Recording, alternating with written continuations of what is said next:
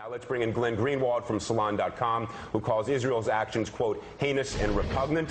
And well, let me just ask you, you have ships approaching Gaza, controlled by Hamas. Hamas is a terrorist organization. Israel did, I don't think this is disputed, offer to have the ships inspected. If there was no contraband on board, let the ships continue on to Gaza. Why was that not a reasonable offer, and why can Israel not intercede to stop the flow of contraband? Well, first of all, international waters, which is where this ship was, is not owned by Israel.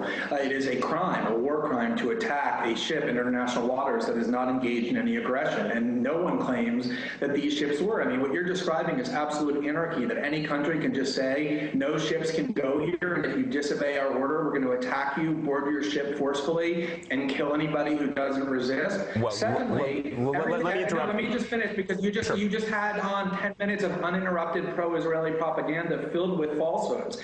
The blockade is one of the most brutal and inhumane blockades we've seen in the last generation. Look at UN reports that are objective, not Netanyahu aides, that say that 60% of the babies in Palestine have anemia, 65% of the population is food insecure. The entire Palestinian economy has collapsed as a result of this blockade. Israel routinely refuses to permit all sorts of imports, including food, chocolate, French fries, anything but the barest necessities to keep those prisoners, which is what they are. Glenn, let me just, I hear, Glenn, hold on just one second. Let's go back. Ruth Wedgwood, who is really a top-flight intellect and scholar of international law, said that nations that are at war are permitted in international water to enforce a blockade and to check to see if contraband is on board. Now, nobody has said that Israel has prevented humanitarian materials to flow through to Gaza. You may be saying there's not enough. I just said that. The UN has said that. Well, everybody says that. Israel constantly prevents humanitarian aid from going through to Gaza, and that's why this claim of, oh, you just give us the cargo and we'll take care of it for you is an absolute and absurd joke. For the last 3 years, the Israeli Prime Minister's aide, top aide, when the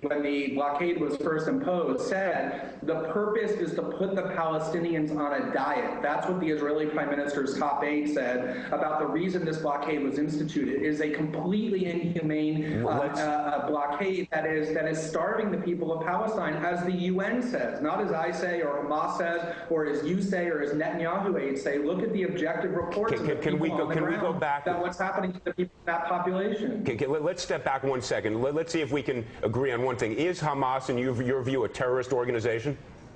Hamas is the democratically elected leadership of the people in Gaza, and they're recognized in fair and free elections as having been elected by everybody across the world. So that's what they are. Have they engaged in terrorism? Yes. Did the Israelis who founded the Israeli government and the Israeli state engage in terrorism? Yes, they have. Turkey says that what Israel just did is an act of terrorism itself. But Hamas is the democratically elected government of the Gaza Strip, and is the chosen government to be represented. Has Israel been brutally occupying the Palestinian people for the last 40 years? Have they or haven't they? Does it affect your analysis that Hamas... They have. Glenn, hold on a second. Does it affect your analysis that Hamas has as its stated policy the destruction of the state of Israel? And in fact, Egypt as well is blockading Gaza and Hamas, because Egypt as well views Hamas as a terrorist organization. So both Israel and Egypt here are agreeing that only humanitarian materials should go through, and both have a stated objective to prevent war material from going through over this border by land or by sea. So what you're referring to is the Egyptian dictator that is the leading recipient of U.S. aid, several billion dollars a year, right after the Israelis. So yes, the Israeli dictatorship, along with the Israeli government and their patrons in the United States, all agree that the people of Gaza should be suffocated and closed off into a prison. If you're going to cite the actions of the the Egyptian dictatorship as though that lends moral authority to this horrendous blockade, that's pretty bizarre. Now, Glenn, in all fairness, I think, Glenn, I think what you also need to acknowledge is that Egypt is in form a democratic government as well, as is Israel, of course. And so when you say that alone, as are the Gazans and Hamas. Hamas Hamas has, again, let's get agreement where we can. Hamas has stated very clearly that it wants the destruction of Israel is what it seeks, and therefore it is rational for people to say they are trying to get armaments. They've been shelling into Israel for many, many years. So Israel has a legitimate reason in terms of self-defense to check to make sure that armaments are not flowing through with humanitarian resources. I assume you would agree with that.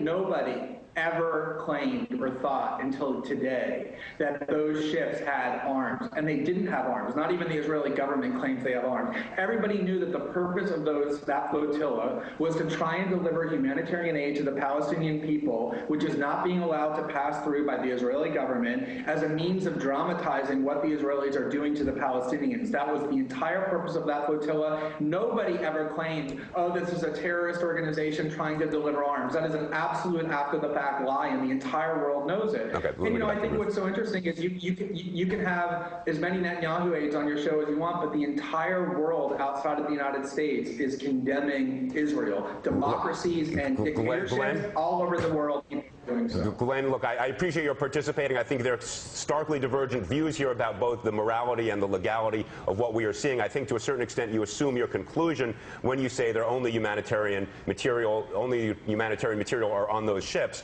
That is precisely what the Israeli government says it wants to verify.